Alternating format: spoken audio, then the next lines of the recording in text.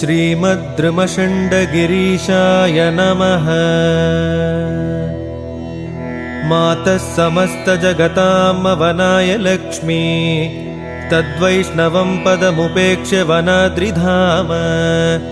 प्राप्तासि देवी भवसागरसन्निमग्ना, त्वं तारयाध्यकमले तव सुप्रभातम्। मातः समस्तजगतामवनाय लक्ष्मी, तद्वैष्णवं पदमुपेक्ष्य वनाद्रिधाम। प्राप्तासि देवी भवसागरसन्निमग्ना, त्वं तारयाध्यकमले तव सुप्रभातम्। देवी प्रसीद करुणानिलये, वनाद्रिनेतुर्हि सुन्दरभुजस्य हरेः प्रिये त्वं। बम्भ्रम्यतो भुवि दुरन्तत्तमः प्रविष्टा, स्त्रायस्वसीदत इमांस्तव सुप्रभातम्। त्रैविक्रमक्रमणतस्त्वजलोकगामी, पादावने जनविधौ तव नूपुराद्धि। प्रस्यन्दिना खलु नदीः सलिलेन शीता, वाताः प्रवान्ति मृदुसुन्दरसुप्रभातम्। भास्वानुदेश्यति गमिष्यति रात्रिरेषा, कोकः समेष्यति मयेति मुदात्र कोकी। ऐन्द्रीं प्रपश्यति दिशं ह्यरुणामनूरुभास, दृषण्डगिरिनायक सुप्रभातम्। अर्घ्यं ददत्वतु नूपुरनिम्नगाद्भिः, आघ्रापयन् कुसुमगन्धमयं सरोभिः।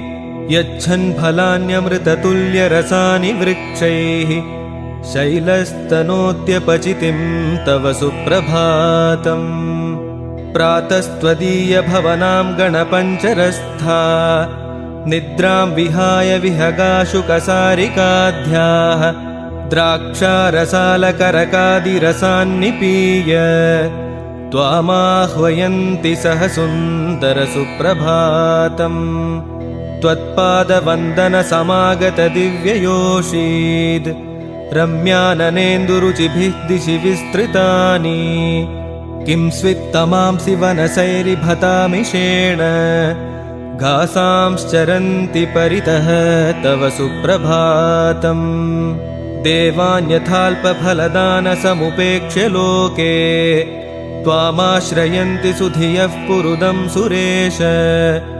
एवं विहाय कुमुदादिसुमानि भृङ्गाः, पद्मानि यान्ति भुजसुन्दरसुप्रभातम्। कल्ये त्वदीयजयमङ्गलगीत्यनुत्थम्, श्रुत्वा मृदङ्गरवमत्र मयूरसङ्घः।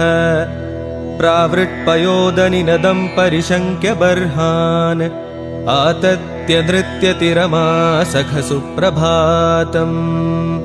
देव अत्र वल्लववधूदधिमन्थनोत्थ शब्दास्तदाभरणघर्षणघोषमिश्रा। तद्गीयमान भवदीयगुणानुविद्धा, ह्यापूरयन्ति हरितो दश सुप्रभातम्। प्रातर्वनाचलनिवासि मुनीश्वराणां, त्वां सुन्दरोरुभुजमुद्वहतां हृदब्जे। शश्वत्हरिर्हरिरितीह गिरः समन्ताद्, उद्घोषयन्ति ककुभः तव सुप्रभातम्। वैकुण्ठवामनवराह मुकुन्द कृष्ण गोविन्द माधव जनार्दन चक्रपाणे। भक्तार्तिभञ्जन वनाद्रिविभूषणेति, त्वां कीर्तयन्ति मुनयः तव सुप्रभातम्। इन्दुः सहोडुरिह खे विचरन् समृद्धश्रीः, भाग्यहीन इव निष्प्रभ एति चास्त्रम्। अन्यत्र भानुरपि भाति मयूखमाली, लक्ष्म्या प्रदृष्ट इव सुन्दरसुप्रभातम्।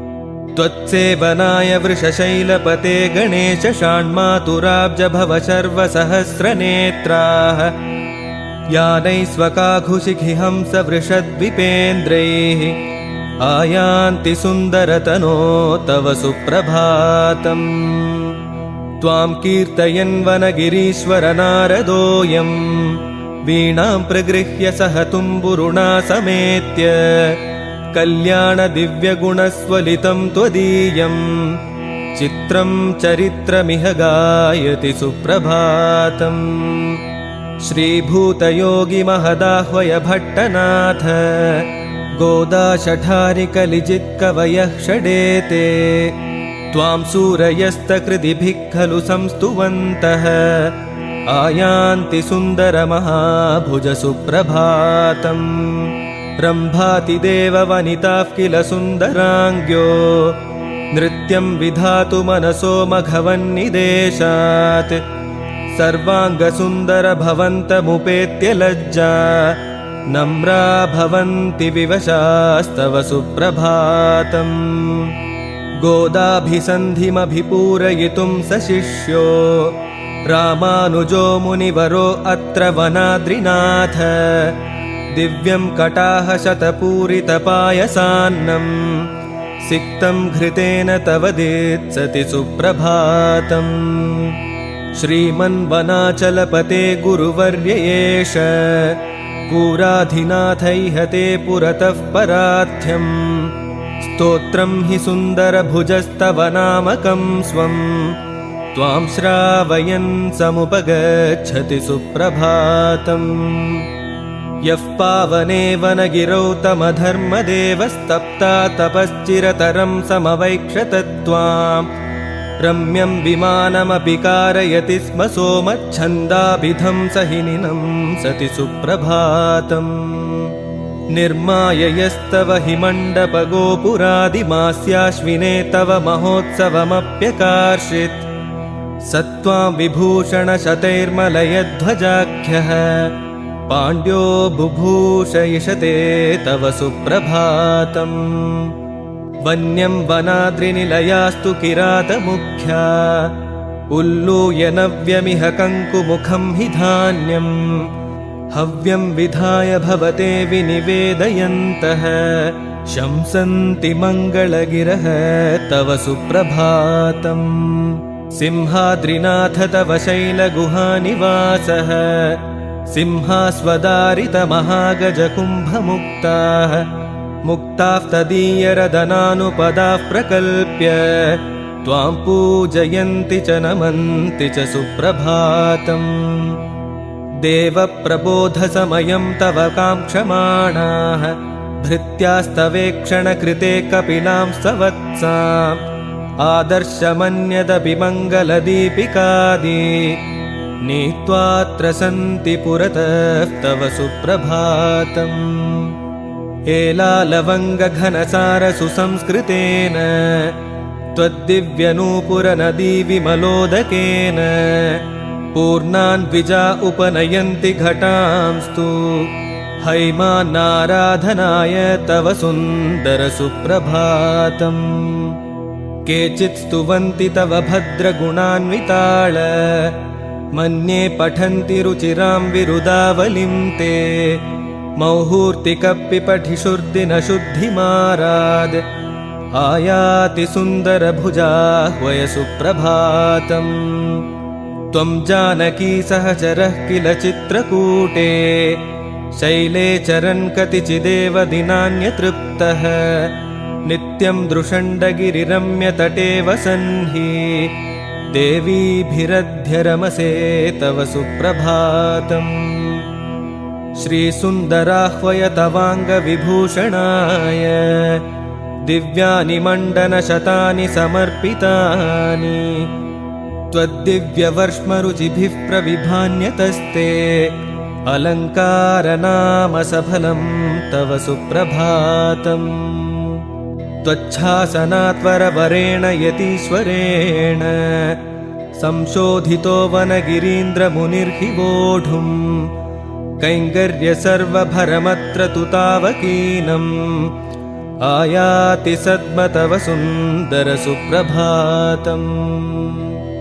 ये सुन्दराह्वयजुषो वनशैलनेतुः भक्त्या पठन्त्यनुदिनं भुवि सुप्रभातम् ते प्राप्य पूर्णमखिलं सुखमत्र भौमम् दिव्यं प्रयान्ति पदमप्यथ सूरिसेव्यम् ये सुन्दराह्वयजुषो वनशैलनेतुः भक्त्या पठन्त्यनुदिनं भुवि सुप्रभातम् ते प्राप्य पूर्णमखिलं सुखमत्र भौमम् दिव्यं प्रयान्ति पदमप्यथ सूरिसेव्यम् श्रीमत्कृष्णपुर्येण शौरिराचार्यसूनुना श्रीनिवासार्यदासेन सन्तृप्तललितैः पदैः श्रीमत्सुन्दरराजाख्यवनाद्रीशप्रबोधनम् सुप्रभातमिदं जीयात् सतां सन्तोषमाददत्